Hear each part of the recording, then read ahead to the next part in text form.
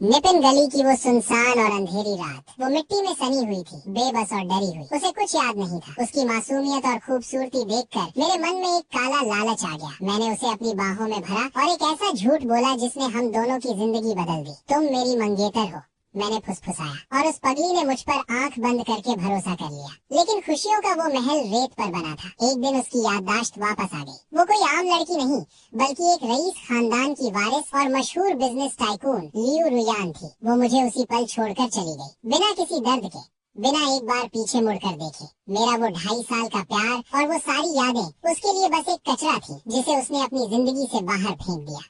आज 2.5 साल बाद वो फिर मेरे सामने खड़ी है। कॉलेज का वो आलीशान हॉल, वो मंच पर बैठी है, करोड़ों की लाइब्रेरी दान करने वाली एक महान हस्ती बनकर। और मैं नीचे भीड़ में बैठा एक मामूली छात्र जो अपनी गरीबी का फॉर्म भरने के लिए कतार में लगा है। वो चमक रही थी और मैं अंधेरे में गुम था। हमारे बीच फासला चंद कदमों का था, लेकिन मेरी औकात और उसकी रईसी के बीच एक गहरी खाई थी। इंटरव्यू लेने वाला उससे उसकी कामयाबी का राज पूछ रहा था। मैडम, आपने शिक्षा में निवेश करने का क्यों सोचा? लियू रुयान खामोश हो गई। उसकी आंखों में एक पल के लिए वही पुराना दर्द झलका जो उसने उस गांव में बिताया था। मेरे दोस्त उसे नेशनल क्रश कह रहे थे। उसके गायब होने के किस्से सुना रहे थे। सुना है वो नॉर्थ वेस्ट के किसी गांव में मिली थी। एक दोस्त ने मेरी तरफ देखकर पूछा, चेनजे, तुम भी तो वहीं के हो, क्या तुमने कुछ सुना था? मेरा गला सूख गया। मैंने झूठ बोल दिया कि मुझे कुछ नहीं पता। मेरा दिल सीने को चीर कर बाहर आने को बेताब था। मैं बस वहाँ से भाग जाना चाहता था, इससे पहले कि मेरी आंखों के आंसू मेरा राज खोल दे। मैं सिर झुकाकर अंधेरे की तरफ कदम बढ़ा ही रहा था कि अचानक एक बर्फीले और रेशमी हाथ ने मेरी कलाई मजबूती से पकड़ ली। वही खुशबू जिसने कभी मेरा घर महकाया था। मेरा दम घुटने लगा। उसने मेरी आंखों में गहराई से देखते हुए वो शब्द कहे जिसने मेरे पैरों तले से जमीन खिसका दी। मेरे प्यारे मंगेतर, क्या मेरी तरह तुम भी अपनी याददाश्त खो चुके हो? उस मध्यम रोशनी ने मेरे चेहरे की घबराहट को छुपा लिया था। 3 साल पहले लियू रुयान सिर्फ उत्तर पश्चिम में ही नहीं थी, वो मेरे घर में थी। हम 1 साल से भी ज्यादा वक्त तक साथ रहे थे। हम इतने करीब थे कि एक ही बिस्तर पर मेरी बाहों में वो सोया करती थी। पर ये राज अब हमेशा के लिए मेरे दिल की गहराइयों में दफन रहेंगे। इंटरव्यू खत्म होने वाला था। सवालों का सिलसिला शुरू हुआ। अचानक एक लड़के ने हाथ उठाया। मिस लियू, सुना है आपका एक मंगेतर है और आपने उसका नाम अपनी कलाई पर गुदवा रखा, क्या ये सच है? हॉल में सन्नाटा छा गया। ये आज के विषय से अलग है। ये आवाज ये नानजे की थी। वो उसके ठीक बगल में बैठा था, उसका असिस्टेंट, उसका बचपन का दोस्त। हाँ, ये सच है। टैटू मेरी नब्ज पर है। लियू रुयान ने अपनी आस्तीन ऊपर खींची। वहाँ एक शब्द लिखा था, जे। पूरा हॉल तालियों और शोर से गूंज उठा। ये नानजे वहीं तो बैठा था। उस जे का मतलब और कौन हो सकता था? ये नानजे ने भी शर्माकर अपना सिर झुका लिया, जैसे उसने इस बात को बिना बोले ही कबूल कर लिया हो। सब कह रहे थे कितनी परफेक्ट जोड़ी है, लेकिन मेरे अंदर कोई हलचल नहीं थी, कुछ भी नहीं। मैं बस किसी तरह वहाँ से भागना चाहता था। बैक स्टेज से गुजरते हुए स्टूडेंट यूनियन के प्रेसिडेंट ने मुझे रोक लिया। चेनजे, तुम सही वक्त पर आए हो। क्या गेस्ट के लिए वो कोट ले आओगे? मेरी तबीयत बहुत खराब है। उसका चेहरा पीला पड़े दे चुका था। मैं मना नहीं कर सका, लेकिन वो गेस्ट कोई और नहीं, लियू रुयान थी। वो अपने लंबे कदमों से बैक स्टेज की तरफ ही आ रही थी। चाहता था पर बहुत देर हो चुकी थी। उसने पलटी और सीधा मुझे देखा। उसकी नजरें मुझ पर आकर ठहर गईं। अगर मैं अब भागता तो शक होता, इसलिए मैं वहीं खड़ा रहा। आखिर मैंने चेहरे पर मास्क जो पहन रखा था उसने अपनी भौहें सिकोड़ दी। क्या तुम भी यहीं के स्टूडेंट हो? मैंने बस खामोशी से सिर हिला दिया। तुम्हारा नाम क्या है? लिन। मैंने सिर्फ पहला अक्षर ही बोला था कि ये नानजे ने उसे पीछे की तरफ खींच लिया। वो उसे दूर ले गया। जब उसने मुद्द कर मुझे ढूंढना चाहा, मैं वहाँ से गायब हो चुका था। पर मैं ज्यादा दूर नहीं था। उनकी आखिरी बातें मेरे कानों में गूंज रही थी। उसे मत देखो रुयान, वो नहीं है, लेकिन उसकी आंखें बिल्कुल वैसी हैं। अगर वो हुआ भी तो क्या? भूल गई? कैसे उसने तुम्हें धोखा देकर तुमसे एक मोटी रकम ऐंठी थी? मेरी पलकें झुक गईं। मेरा पूरा शरीर कांपने लगा। वो सही कह रहा था। मैं लालची था। मैंने ही लियू रुयान का सौदा किया था। मेरा असली नाम वांगचेन है। मैं उत्तर पश्चिम के एक ऐसे खौफनाक और गरीब गांव से हूँ जिसकी तुम कल्पना भी नहीं कर सकते। गरीबी का वो आलम, जहाँ बचपन में जब घर में अन्न का एक दाना नहीं होता था तो मेरी माँ दूसरों का फेंका हुआ सड्डा खाना उठा लाती थी। उन सड्डे हुए नूडल्स से रेंगते हुए कीड़े निकाल कर हमें जिंदा रहने के लिए खिलाए जाते थे। उस भयानक दर्द और भूख ने मुझे एक ऐसा इंसान बना दिया था जिसने चंद रुपयों के लिए अपनी मोहब्बत को। मैं तब 17 साल का था। उस साल बर्फबारी कुछ ज्यादा ही खौफनाक थी। पहाड़ बर्फ से ढक चुके थे। तभी गांव के मुहाने पर मेरी नजर उस पर पड़ी, लियू रुयान। वो वहाँ बर्फ में सुन्न बैठी थी। उसकी आंखों में कोई भाव नहीं था, एकदम खाली। मैं उसके पास गया। क्या नाम है तुम्हारा? उसके होंठ कांपे पर कोई साफ लफ्ज नहीं निकला। वो हकला रही थी। साफ समझ आ रहा था उसका दिमागी संतुलन ठीक नहीं है। मैंने मुद्द कर जाना चाहा, तभी उसके ठंडे हाथों ने मुझे कस कर पकड़ दचा लिया। उसकी आंखों में एक मूक भीख थी, एक तड़प थी। मुझे पता था इस बर्फीली रात में अगर वो यहाँ रही तो सुबह तक वो जमकर मर जाएगी। हमारे गांव में हर साल शराबी ऐसे ही बर्फ में जमकर मर जाते थे। सच कहूँ तो मैं इस मुसीबत में नहीं पड़ना चाहता था, लेकिन मेरी आंखों के सामने एक इंसान तड़प कर मर जाए, मैं इतना भी पत्थर दिल नहीं था। मैं उसे अपने घर ले आया। वो मुझसे कुछ साल बड़ी लग रही थी। मैंने उसे रुयान दीदी कहना शुरू कर दिया। हैरानी की बात यह थी कि उसके पास अपनी पहचान का एक भी सबूत नहीं था, जैसे किसी ने जानबूझकर उसका वजूद ही दुनिया से मिटा दिया हो। मैंने उसे उसके परिवार से मिलाने की बहुत कोशिश की, हर सरकारी दफ्तर के चक्कर काटे, पर कोई फायदा नहीं। उन रसूखदार कामचोर अफसरों को हमारी कहाँ परवाह थी। वो तो बस कुर्सियां तोड़ देते थे। घर जाओ और इंतजार करो, बस यही रटा रटाया जवाब मिलता। और ये इंतजार एक पूरे साल में बदल गया। वो पागल सी लड़की अब हमेशा के लिए हमारे घर का हिस्सा बन चुकी थी। पर क्या मैं सच में इतना नेकदिल था? नहीं, मेरा भी एक स्वार्थ था। मेरी माँ बहुत बीमार थी, उनका दिमाग काम नहीं करता था। बाद में कॉलेज जाकर पता चला कि उस लाइलाज बीमारी को अल्जाइमर कहते हैं। माँ की देखभाल, मेरी अपनी पढ़ाई और पेट पालने के लिए मजदूरी, मैं टूट चुका था। रुयान के आने से मुझे एक सहारा मिल गया था। वो जवान थी, ताकतवर थी। मैं चाहता था कि मेरे हिस्से की मेहनत वो करे, पर शुरुआत में वो हद से ज्यादा अजीब थी। उसे कोई काम नहीं आता था, हमेशा थकी थकी सी रहती, सिर्फ रोटियां तोड़ देती और काम चोरी करती। एक दिन मेरे सब्र का बांध टूट गया। अगर तुमने ऐसे ही नखरे दिखाए तो मैं तुम्हें धक्के मारकर निकाल दूंगा, मैंने उस पर चीखते हुए कहा। वो बुरी तरह घबरा गई। तुम मुझे नहीं छुड़ा सकते। मैं तुम्हारी पत्नी हूँ। हाँ, ये झूठ मैंने ही बोला था। मैंने उसे यकीन दिलाया था कि जिसने हमारे घर का खाना खा लिया उससे मुझसे शादी करनी पड़ेगी। ये मेरी मजबूरी थी। वो इतनी बेइंतहा खूबसूरत थी कि गांव के दलालों और आदमियों की गिद्ध जैसी नजरें उस पर गड्डी रहती थी। हमारे यहाँ गरीबों में कम उम्र में सगाई होना आम बात है। उन दरिंदों को दूर रखने के लिए मुझे ये ड्रामा करना पड़ता था। जब मैंने उसे निकालने की धमकी दी तो उस खूबसूरत पत्थर जैसे चेहरे पर एक अजीब सा खौफ तैर गया। वो मेरी तरफ सहमी हुई नजरों से देख रही थी, बेबस और लाचार। उस दिन के बाद वो बदल गई। उसने जी तोड़ मेहनत करना शुरू कर दिया। अब वो मेरे लिए बोझ नहीं थी, लेकिन वक्त के साथ उसके अंदर कुछ ऐसा दिखने लगा जो एक आम इंसान में कभी नहीं होता, कुछ बहुत ही अजीब और खौफनाक। एक दिन मैं कुछ लड़कों के बीच फंस गया। वो मुझे बेदर्दी से पीट रहे थे, मेरी बेबसी पर भद्दे ठहाके लगा रहे थे।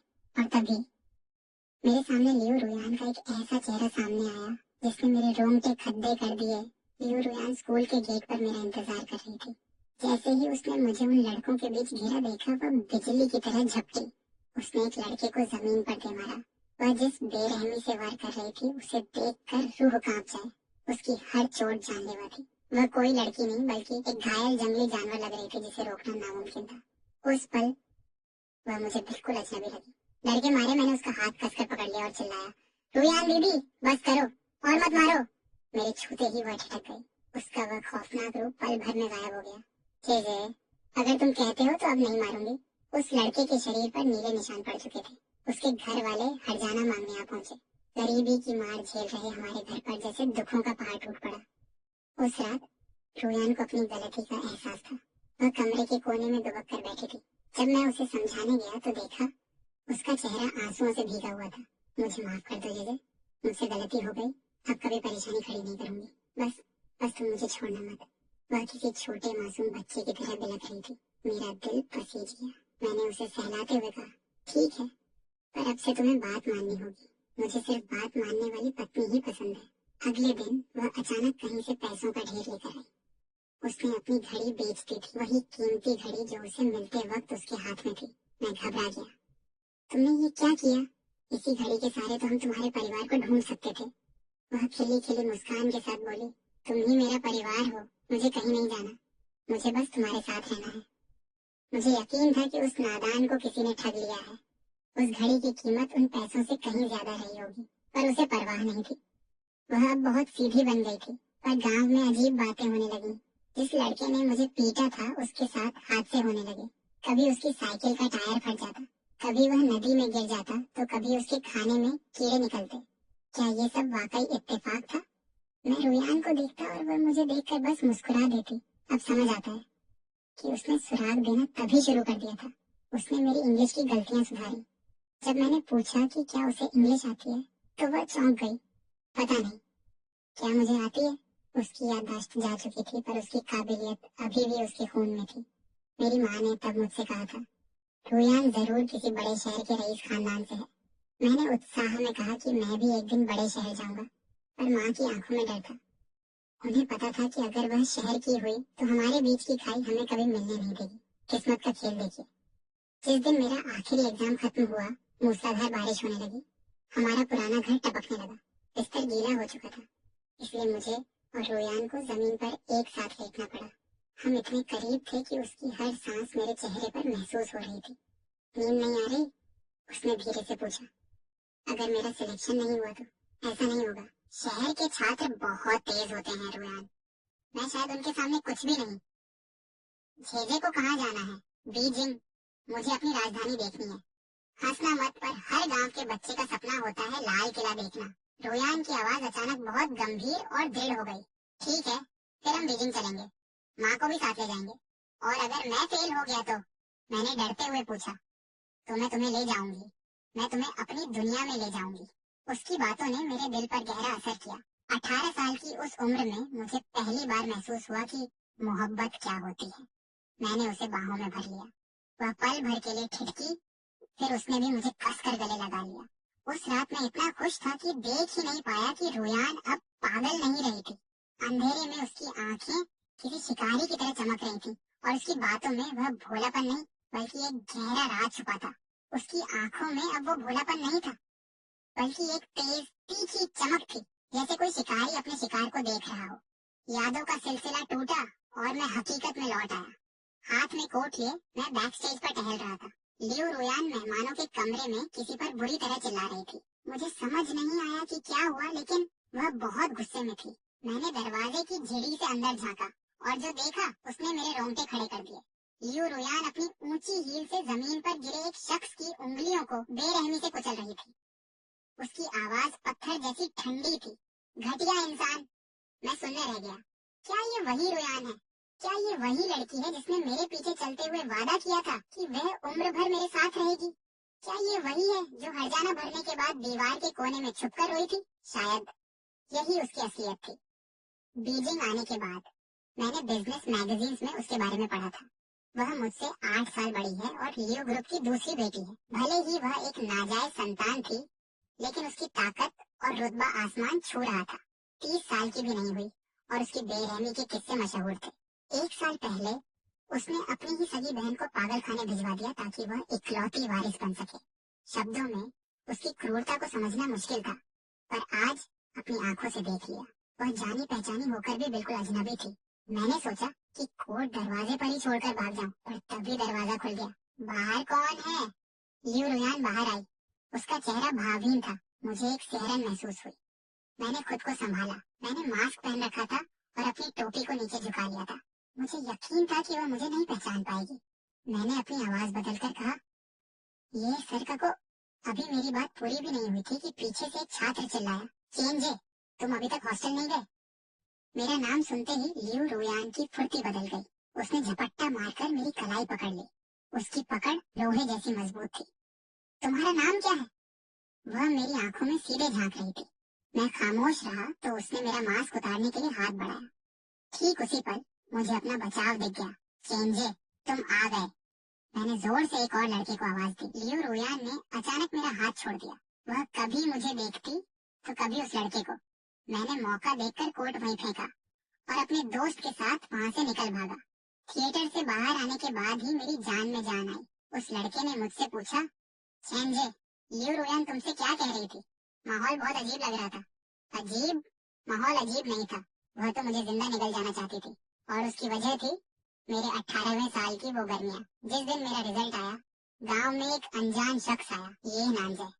उसने दावा किया कि वह रुयान का दोस्त है और उसे लेने आया है। मेरी माँ की बात सच निकली। रुयान सिर्फ बड़े शहर से नहीं थी, वह अरबपति थी। उसकी बहन ने उसे मारने की साजिश रची थी। वह बच तो गई, पर याददाश्त खो बैठी।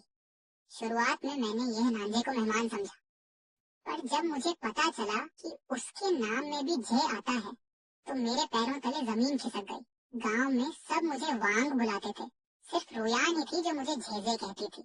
मेरे दिमाग में एक जहरीला सवाल कौंधा, क्या वो जब भी मुझे झेजे बुलाती थी तो वो असल में किसी और को याद कर रही थी? क्या उसकी वो सारी मोहब्बत वो सारी वफादारी सिर्फ एक गलत फहमी थी। ये नांजे को देखो, सूट बूट में चमकता हुआ, कामयाब और अमीर। वह और लियो रुयान एक ही दुनिया के थे, और मैं तो बस एक मोहरा था। लेकिन कहानी यहाँ खत्म नहीं होती। जब ये नानजे उसे ले जाने लगा तो रुयान ने मेरी तरफ मुड़कर देखा और एक ऐसी बात कही जिसने सब कुछ तहस नहस कर दिया। उस चमकते हुए ये नानजे के सामने मेरी फटी हुई पैंट और घुटनों पर लगे पैच एक भद्दे मजाक की तरह लग रहे थे। पर मेरा दिल हार मानने को तैयार नहीं था। जब वो रुयान को ले जाने लगा तो मैंने अपनी कांपती आवाज को बटोर कर पूछा, क्या तुम अपनी मर्जी से जा रही हो? ये नानजे ने अपनी बाहें सिकोड़ी और मुझे हिकारत भरी नजरों से देखा। बेशक वो अरबों की संपत्ति की वारिस है। क्या तुम वाकई चाहते हो कि वो यहाँ तुम्हारे साथ इस गरीबी में अपनी जिंदगी चढ़ा दे? नहीं, मुझे उससे मिलना है, मुझे उसी के मुंह से सुनना है। मैं चिल्लाया, ठीक है, अगर तुम्हें अपनी बेइज्जती करानी ही है तो सुनो। उसने कमरे का दरवाजा थोड़ा सा खोला। अंदर से आवाज आई, नानजे अच्छा हुआ तुम सही वक्त पर आ गए, वरना ये लोग मुझे ठग ही लेते। वो आवाज रुयान की ही थी, वही लहजा, वही सुर, पर अब उसमें मेरे लिए कोई ममता नहीं थी। ये नानजे मुस्कुराया, सुन लिया, अब मैं इसे ले जा रहा हूँ, और हाँ, ये रही तुम्हारी खामोशी की कीमत। उसने रुपयों का एक बड़ा बंडल मेरी तरफ उछाला। उम्मीद है दोबारा कभी अपनी शक्ल नहीं दिखाओगे। मेरा स्वाभिमान चीख रहा था कि इन पैसों को उसके मुंह पर मार दूं, पर हकीकत जालिम थी। मेरी माँ अस्पताल में मौत से लड़ रही थी, रुयान मुझे छोड़ चुकी थी। अब मैं अपनी माँ को नहीं खो सकता था। मैंने अपने आंसू पिए और अपने दिल को पत्थर बना लिया। सिर्फ इतने पैसे, ये तो बहुत कम है। अगर तुम चाहते हो कि मैं अपना मुंह बंद रखूं, तो तुम्हें और कीमत चुकानी होगी। ये नानजे के चेहरे पर घृणा फैल गई। तुम तो बड़े नीच निकले। मैं समझ गया, तुमने उसे पनाह ही इसलिए दी थी ताकि आप सौदा कर सको, है ना? हाँ, मैं नीच हूँ। अब जल्दी पैसे बढ़ाओ, वरना।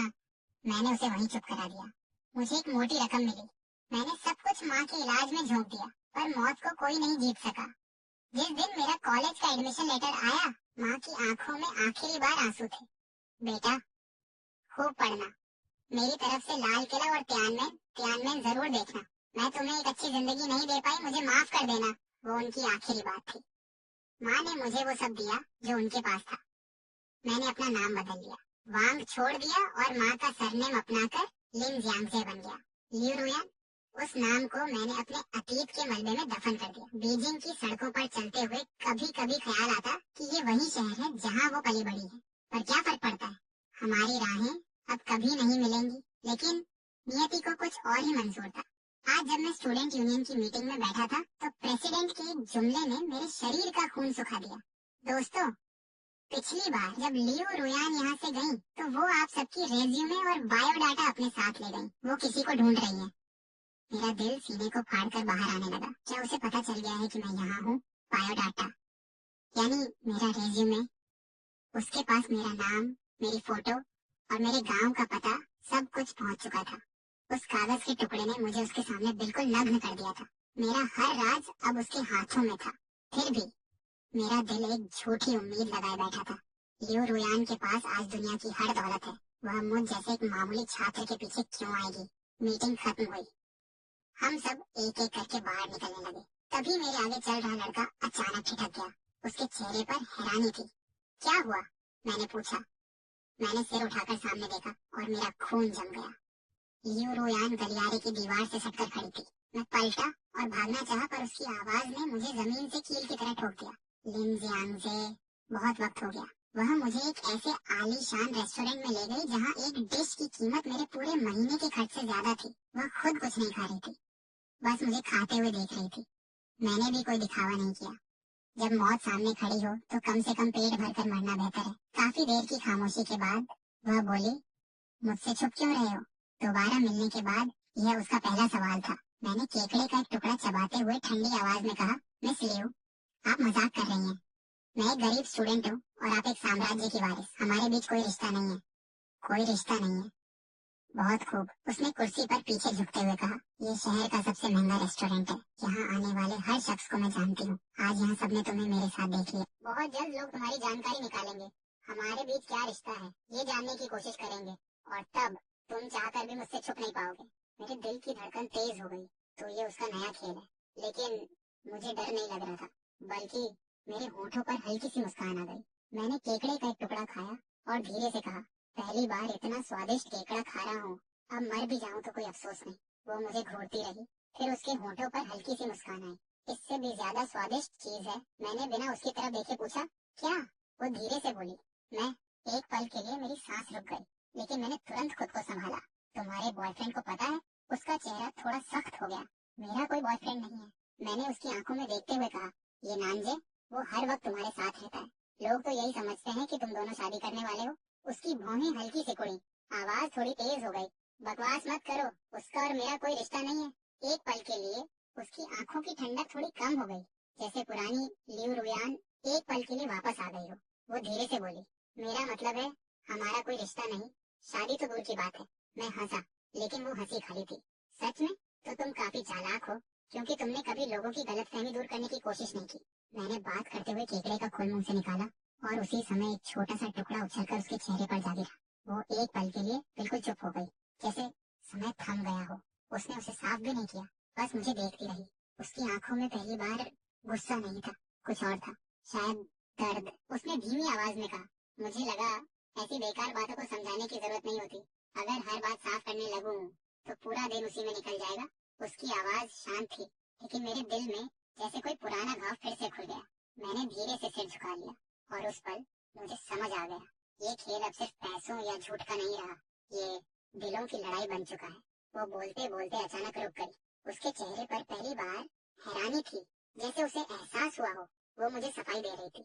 लियू रुयान, वो लड़की जो हमेशा ताकत में रहती थी, जो किसी को जवाब देना जरूरी नहीं समझती थी, आज मेरे सामने खड़ी होकर खुद को समझा रही थी। मैंने धीरे से सिर हिलाया, होठों पर एक कड़वी मुस्कान आई। तुम सही कह रही हो। मेरी आंखों में ठंडक उतर आई। तुम जैसी घटिया लड़की, अच्छा हुआ मैंने तुम्हें कभी दिल से नहीं चाहा। 2 मिलियन में खुद को बेच दिया, गलत सौदा नहीं था। मैंने उसे सीधा देखा, बिना झिझक, बिना डर। तो अब भी साथ होना है, एक पल, बस एक पल के लिए। उसका चेहरा पूरी तरह बदल गया, उसकी आंखों में गुस्सा भड़क उठा। अगले ही सेकंड उसने गुस्से में मुझे खींचा और जबरदस्ती अपनी पोर्शे में बैठा दिया। गाड़ी तेजी से दौड़ रही थी। 1 घंटे का रास्ता उसने सिर्फ 30 मिनट में पूरा कर दिया। विला के अंदर अंधेरा था, जैसे इस घर में भी रोशनी आने से डरती हो। जैसे ही हम अंदर पहुंचे, उसने मुझे जोर से दीवार के पास वाले कैबिनेट पर धक्का दिया। उसका चेहरा बहुत करीब, मैं बस उसे देखता रहा। और जब वो अपने सबसे उग्र रूप में थी, मैंने धीरे से कहा, मुझे प्रेसिडेंट ऑफिस में जाना है। जैसे समय रुक गया हो, वो अचानक थम गई। उसकी आंखों में हैरानी साफ थी। मैंने फिर दोहराया, लियो ग्रुप के हेड ऑफिस, प्रेसिडेंट ऑफिस में। मेरी आवाज अब और भी ठंडी हो गई। वहाँ सिर्फ उन्हीं स्टूडेंट्स को इंटर्नशिप मिलती है जिनके पास बैकग्राउंड होता है। मैं पूरी जिंदगी मेहनत कर लूं, फिर भी वहाँ नहीं पहुँच सकता। मैंने उसकी आंखों में देखते हुए कहा, मुझे पैसे नहीं चाहिए, मुझे सिर्फ ये मौका चाहिए। कमरे में सन्नाटा छा गया। ये वही लियो ग्रुप था, जहाँ जाने के लिए हजारों स्टूडेंट सपने देखते हैं। वो धीरे धीरे मुझसे दूर हुई। उसकी पकड़ ढीली पड़ गई। धड़ाम! उसने गुस्से में दरवाजे के पास रखा चीनी का फूलदान तोड़ दिया। कांच के टुकड़े चारों तरफ बिखर गए। उसके हाथ से खून बहने लगा, लेकिन उसे दर्द का एहसास तक नहीं हुआ। वो मुझे देख रही थी, जैसे अंदर से टूट चुकी हो। क्या हमारे बीच अब सिर्फ इस्तेमाल ही बचा है? उसकी आवाज लगभग टूट चुकी थी। मैंने बिना पलक झपकाए जवाब दिया, और क्या?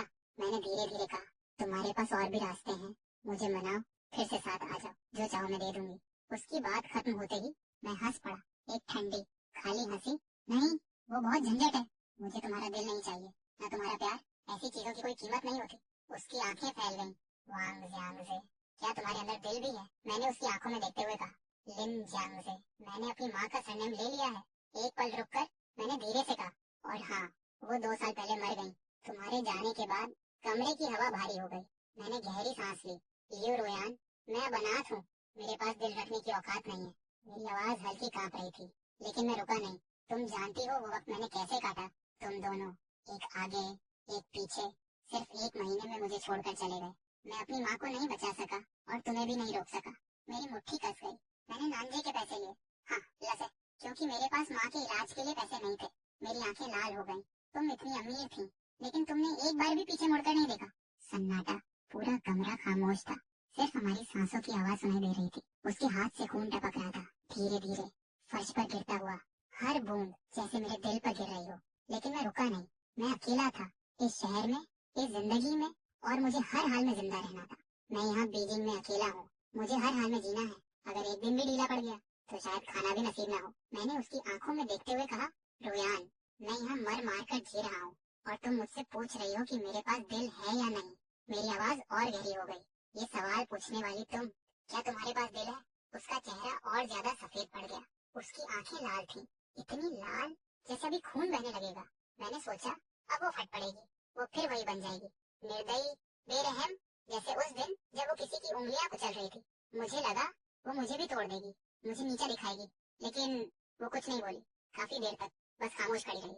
फिर उसने धीरे से सिर झुका लिया और बहुत धीमी आवाज में कहा, तुम जो चाहते हो मैं सब दूंगी, बस मेरे साथ रहो, ठीक है? उसकी आवाज में पहली बार ताकत नहीं, विनती थी। लेकिन मैंने बिना एक पल गंवाए जवाब दिया, नहीं। मेरी आवाज बिल्कुल सपाट थी, मुझे तुम पसंद नहीं हो। मैंने उसकी आंखों में देखते हुए कहा। 18 साल की उम्र में बस थोड़ी देर के लिए दिल डोला था। मैं हल्का सा हंसा। मैं बचपन से गरीब रहा हूँ, इसीलिए एक बात बहुत जल्दी सीख ली थी, जो चीज मेरी नहीं है उसके सपने भी नहीं देखने चाहिए। उसकी आंखें बस मुझे देख रही थी, लेकिन अब मैं रुकने वाला नहीं था। कुछ देर बाद उसने आखिरकार मुझे जाने दिया। मैं बिना पीछे देखे निकल गया, जैसे उस घर से नहीं, अपने अतीत से बाहर आ रहा हूँ। अगले दिन मेरे फोन पर एक मैसेज आया, leave group internship offer letter. मैं कुछ सेकंड तक स्क्रीन को देखता रह गया, फिर बिना कुछ सोचे काम में लग गया। दिन रात मैंने खुद को काम में झोंक दिया। हर मौका, हर पल मैं सीख रहा था, लड़ रहा था, आगे बढ़ रहा था। शुक्रवार रात के 12 बजे ऑफिस का माहौल थका हुआ था। लोग अपनी कुर्सियों पर ढेर थे, कोई फोन चला रहा था, कोई आंखें बंद किए बैठा था। तभी एक आवाज गूंजी, अरे हमारे लिए डोंग ट्रेन कर रही है। सब अचानक उत्साहित हो गए, गॉसिप शुरू हो गया। मैं चुपचाप अपने फाइल समेट रहा था, जैसे मुझे कोई फर्क नहीं पड़ता। देखो देखो, उन्होंने कहा है कि उनका मंगेतर ये नांजे नहीं है। क्या सच में? तो फिर कौन है? चारों तरफ शोर था, हर कोई अंदाजा लगा रहा था। उन्होंने कहा है कि उनका मंगेतर कोई और है और वो चाहते हैं कि लोग गलतफहमी ना रखें। अगर ये नांजे नहीं है तो फिर कौन हो सकता है? हाँ यार, उसके अलावा कौन उसके लायक है? कहा है कि उनका मंगेतर एक स्टूडेंट है, इसीलिए पब्लिक नहीं करना चाहती। स्टूडेंट? कौन सा स्टूडेंट इतना बड़ा आदमी हो सकता है? अचानक एक ने मेरी तरफ देखकर हंसते हुए कहा, अरे श्याओलिन, देख तू भी स्टूडेंट है। और कोई तो सीधा चेयरमैन का मंगेतर बन गया। सब हंस पड़े। मैंने कुछ नहीं कहा, बस फाइल्स उठाता रहा। काम खत्म किया और थके हुए कदमों से ऑफिस से बाहर निकला। बस घर जाने ही वाला था कि मेरी नजर उस पर पड़ी। एक औरत हाथ में गुलाबों का बड़ा सा गुच्छा दरवाजे के सामने खड़ी थी।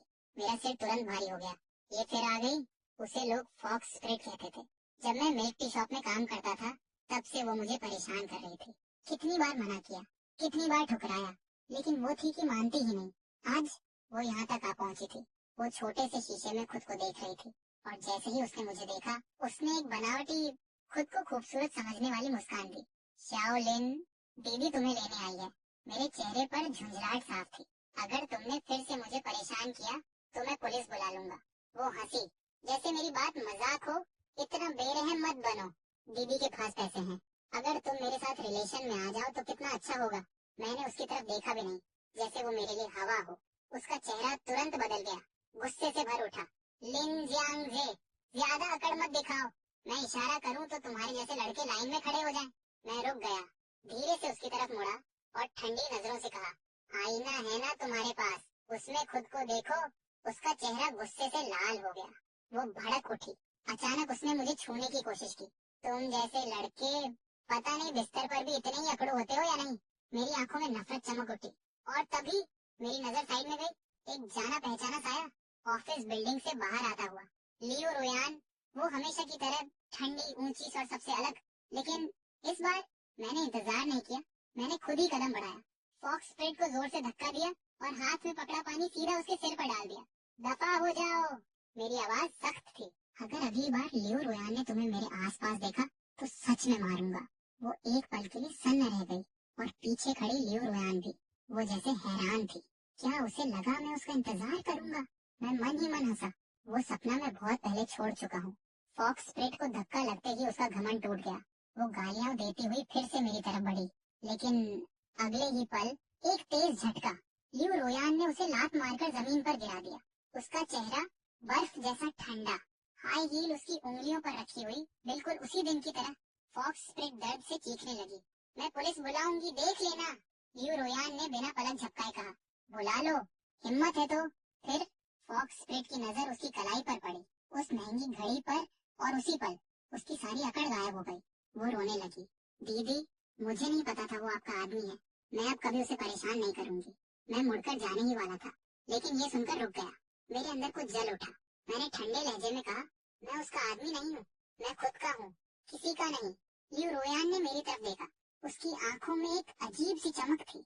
जब तक वो औरत दर्द से रोती रही, वो उसे देखती रही। फिर आखिरकार उसे जाने दिया। सब शांत हो गया, लेकिन हवा अभी भारी थी। वो मेरी तरफ आई। मैं तुम्हें छोड़ देती हूँ। मैंने कुछ नहीं कहा, बस गाड़ी में बैठ गया। लेकिन गाड़ी स्कूल की तरफ नहीं जा रही थी। मैंने खिड़की से बाहर देखते हुए कहा, तुम गलत रास्ते पर जा रही हो। उसने बिना मेरी तरफ देखे जवाब दिया, इस वक्त स्कूल जाओगे तो हॉस्टल में घुसने दोगे क्या? मैंने ठंडे स्वर में कहा, तुम्हें मेरी चिंता करने की जरूरत नहीं है। वो हल्का सा मुस्कुराई, काफी बदल गए हो, अब लोगों को कुचलना भी सीख लिया है। मैंने जवाब नहीं दिया, लेकिन वो चुप नहीं हुई। काम कैसा चल रहा है? ठीक, अगर कोई परेशानी हो तो मुझे बताना। मैंने उसकी तरफ देखा, आंखों में तंज था। बताऊं, क्या तुम मुझे पीछे के दरवाजे से अंदर दिलवा दोगी? उसने बिना सोचे जवाब दिया, हाँ। मैं हल्का सा हंसा। लियो रोयान, तुम्हें मेरा इस्तेमाल करना अच्छा लगने लगा है क्या? वो धीरे से बोली, हाँ। वो मुझे फिर उसी विला में ले आई। उसने कहा, कल तुम्हें वापस छोड़ दूंगी। इस बार घर की सारी लाइट्स जली हुई थी। पहली बार मैंने उस घर को ध्यान से देखा। सब कुछ परफेक्ट था, लेकिन उसमें घर जैसा कुछ नहीं था। खाली, ठंडा, जैसे यहाँ सिर्फ रहा जाता हो, जिया नहीं जाता। अचानक वो अंदर गई और एक फर्स्ट एड बॉक्स लेकर वापस आई। मैंने भौहें सिकोड़ ली। क्या कर रही हो? उसने मेरी तरफ देखा। उसकी नजर गंभीर थी। तुम्हारा हाथ। मैं थोड़ा चौंक गया और तभी मुझे एहसास हुआ, सच में मेरा हाथ जख्मी था। उसने मेरा हाथ थाम लिया। उसकी उंगलियां ठंडी थीं, लेकिन पकड़ मजबूत। मैं चुप था, बस उसे देख रहा था। लियो रोयान ने मेरा हाथ ऊपर उठाया। उसकी आंखों में पूरा यकीन था। तुम मुझसे कुछ नहीं छुपा सकते, जे। उसकी आवाज बदल चुकी थी। न उसमें घमंड था, न कोई दूरी, बस एक सच्ची नरमी। मेरे सामने तुम अपने सारे नकाब उतार सकते हो। उसने दवा निकाली और मेरे जले हुए हाथ पर बहुत ध्यान से लगाना शुरू किया। मैं अभी खामोश था। मेरी नजरें कमरे में घूम रही थी। तभी एक फोटो पर आकर रुक गई। मेरी सांस अटक गई। वो फोटो, मेरी माँ और लियो रोयान एक साथ। अचानक पुरानी यादें आंखों के सामने जिंदा हो उठी। वो दिन जब वो हमारे घर आई थी। 4 महीने हो चुके थे। गांव में किसी के पास कैमरा आया था। माँ ने खुशी खुशी कहा था, आओ हम तीनों की फोटो लेते हैं। मुझे आज भी याद है, माँ उस फोटो को कितनी बार देखती थी। मुस्कुराते हुए कहती थी, हमारा छोटा सा परिवार। और लियो रोयान, वो भी हंसते हुए कहती थी, हाँ, हमारा परिवार, एक साधारण सा दिन। लेकिन अब वो कभी वापस नहीं आएगा। मेरी आंखों में आंसू भर आए, लेकिन मैंने उन्हें रोक लिया। तभी मेरे दिमाग में एक सवाल बिजली की तरह कौंधा। रुको, मैंने उसकी तरफ देखा। ये फोटो यहाँ कैसे है? ये तो हमारे गांव में रह गई थी। उसने बिना रुके जवाब दिया, मैं बाद में तुम्हें ढूंढने गांव गई थी, वहीं से लाई हूँ। मेरा दिल तेज धड़कने लगा। तुम मुझे ढूंढने गई थी? उसने हल्के से सिर हिलाया। मैं बीजिंग वापस आई। 1 महीने तक सब संभाला, फिर तुम्हें लेने वापस गई। उसकी आवाज भारी हो गई, लेकिन घर खाली था। मेरे सीने में कुछ टूट गया। वो आगे बोली, पड़ोस के अंकल ने बताया माँ गुजर गई और तुम उनके अंतिम संस्कार के बाद गांव छोड़कर चले गए। कमरे में सन्नाटा छा गया। मैंने धीरे से पूछा, तुम मुझे क्यों ढूंढ रही थी? उसने मुझे अजीब नजरों से देखा, जैसे ये सवाल ही बेकार हो। तुम्हें बीजिंग लाने के लिए? और क्यों? मेरी सांस रुक गई। लेकिन तुम मुझसे नाराज नहीं थी? उसने हल्का सा सिर झुका लिया। थी, गुस्सा था कि तुमने सिर्फ 2 मिलियन के लिए मुझे छोड़ दिया। उसने गहरी सांस ली। लेकिन चाहे कितना भी गुस्सा हो, उसने मेरी आंखों में देखा, तुम मेरे पति हो, मैं क्या कर सकती हूँ? मेरे अंदर अचानक गुस्सा उठा। कौन पति? मेरी आवाज सख्त हो गई। जिस दिन तुम गई, तुमने एक बार भी पीछे मुड़कर नहीं देखा, मुझसे मिलना तक जरूरी नहीं समझा। उसने तुरंत सिर उठाया। उसकी आंखों में बेचैनी थी। ऐसा नहीं है। उसकी आवाज कांप रही थी। असल में उस वक्त मैंने भी किसी को खो दिया था। कमरे की हवा भारी हो गई। वो धीरे धीरे बोलने लगी, जिस दिन ये नांजे मुझे ले गया, उसी दिन मेरे नाना आईसीयू में थे। मैं एक नाजायज औलाद हूँ। बचपन से किसी ने मुझे अपनाया नहीं। बड़े लियोडोंग मुझे घर इसलिए लाए ताकि मेरी बहन को डराया जा सके। उसकी आंखों में दर्द साफ दिख रहा था। अगर तुम मेहनत नहीं करोगी तो सब कुछ तुम्हारी छोटी बहन को मिल जाएगा। अगर तुम कुछ हासिल नहीं करोगी तो कंपनी भी उसे दे दी जाएगी। वो हल्का सा हंसी, लेकिन वो हंसी टूटी हुई थी। मैं बस एक तुलना थी। अंत में मुझे कुछ नहीं मिला, बस बहन और उस औरत का गुस्सा सहना पड़ा जिसे लोग मेरी माँ कहते थे। उसने सिर झुका लिया। लेकिन इसमें मेरी क्या गलती थी? गलती तो मेरे पिता की थी, जिन्होंने धोखा दिया। लेकिन सजा मुझे मिली। उसकी आंखों से आंसू गिरने लगे। अगर मुझे चुनने का मौका मिलता तो मैं पैदा ही नहीं होना चाहती। मैं खामोश था। उसका हर शब्द मेरे अंदर उतर रहा था। वो आगे बोली, 20 साल की उम्र के बाद मेरी काबिलियत दिखने लगी। मेरी बहन मुझे रोक नहीं पाई। उसकी आंखों में एक ठंडी चमक आई। उसके सामने वो कुछ भी नहीं थी। और फिर 3 साल पहले वो सब हुआ। एक गंदी फैमिली ड्रामा। बहन ने बहन को फंसाया। मैं मरी नहीं, लेकिन सिर पर चोट लगी और मुझे उत्तर पश्चिम के एक पहाड़ में फेंक दिया गया। कमरे में ठंडक और बढ़ गई। बाहर कहा गया कि मैं खुद एडवेंचर पर गई थी और खो गई, जैसा मेरी बहन चाहती थी। आखिर मैं सिर्फ एक नाजायज औलाद थी। घर वालों ने औपचारिक तौर पर ढूंढा, फिर छोड़ दिया। उसकी आवाज धीमी पड़ गई। मेरे नाना, वो अकेले थे जो मुझे चाहते थे। उन्होंने अपने लोगों से चुपचाप मुझे ढूंढने को कहा, लेकिन उनके पास ज्यादा वक्त नहीं था। उसने मेरी तरफ देखा। आंखों में दर्द और पछतावा दोनों थे। मैं इसलिए जल्दी बीजिंग लौटी थी ताकि उनसे आखिरी बार मिल सकूं। कमरे में खामोशी छा गई। फिर उसने मेरा हाथ और कसकर पकड़ लिया। जे, मेरा प्लान था सब ठीक करके तुम्हें और माँ को यहाँ ले आऊं। उसकी आंखों में आंसू चमक रहे थे। 20 साल में मैंने कभी परिवार महसूस नहीं किया, सिर्फ तुम दोनों के साथ। तुम ही मेरा परिवार थे। मेरी सांस भारी हो गई। मैं उसे देखता रहा। उसकी आंखों में दर्द साफ था और उसी पल मुझे समझ आ गया वो क्यों रो रही थी। वो सिर्फ अपने लिए नहीं रो रही थी, वो मेरी माँ के लिए भी रो रही थी। माँ, वो हमेशा उसके साथ अच्छा व्यवहार करती थी। जब लियो रुयान उस वक्त मानसिक रूप से ठीक नहीं थी, लोग उसे तंग करते थे। माँ ही थी जो उसे प्यार से समझाती थी, उसके लिए खड़ी हो जाती थी। मैं उसे लंबे समय तक देखता रहा। फिर आखिर वो सवाल पूछ ही लिया जो मेरे दिल में सबसे गहराई से छुपा हुआ था। तुम मुझे जेजे क्यों बुलाती हो? क्या ये नांजे की वजह से है? वो थोड़ा चौंकी। उसकी भौहें हल्की सी कुड़ी। तुम ऐसा क्यों सोच रहे हो? उसने धीरे से सिर हिलाया। इसका उससे कोई लेना देना नहीं है। उसकी आवाज साफ थी, बिना किसी झिझक के। जब मैंने तुम्हें पहली बार जाना, तुमने अपना नाम बताया था। उसी से मुझे जेजे याद रह गया। उसने मेरी आंखों में देखा। और जहाँ तक ये नांजे की बात है, वो सिर्फ मेरा सहकर्मी है। मैंने उसे कभी इस नाम से नहीं बुलाया। उसके होठों पर हल्की सख्ती आई। ये नाम बहुत करीबियों के लिए होता है, किसी अधीनस्थ के लिए नहीं। मेरे दिमाग में पुरानी बातें घूमने लगी। अचानक एक याद बिजली की तरह चमकी। मैंने धीरे से कहा, उसने मुझे एक वॉइस मैसेज सुनाया था। उसमें तुम कह रही थी कि तुम लगभग धोखा खा गई थी। लियू रुयान कुछ पल सोचती रही। फिर उसकी आंखों में समझ आ गया। मैं अपने पुराने असिस्टेंट के बारे में बात कर रही थी। उसकी आवाज ठंडी हो गई। वो दिखने में वफादार था, लेकिन असल में मेरी बहन के साथ मिलकर मुझे धोखा दे रहा था।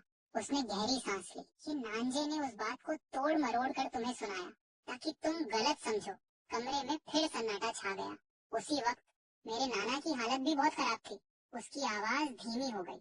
मैं जल्दी में चली गई और हम एक दूसरे को समझ ही नहीं पाए। मैंने उसकी कलाई की तरफ देखा। धीरे से कहा, तुम्हारा टैटू। उसने बिना झिझक अपनी आस्तीन ऊपर की। वो निशान अब भी वहीं था। उसने मेरी तरफ देखा। आंखों में अडिग सच्चाई थी। लिन जियांग से, मैं तुमसे प्यार करती हूँ। मेरी सांस अटक गई।